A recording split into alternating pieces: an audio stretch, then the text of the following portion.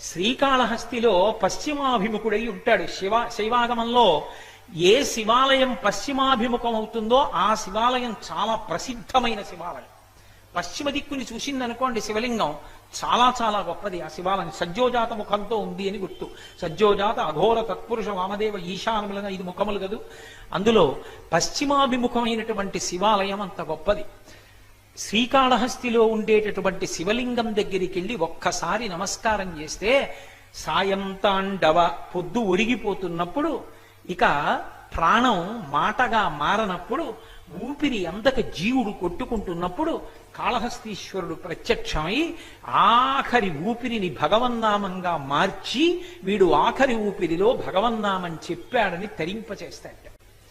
అందుకే సాయంతాండవ, పొద్దు వాలిపోతున్నప్పుడు ఉపకారం చెయ్యగలిగినటువంటి లక్షణం ఉన్నటువంటి వాడు.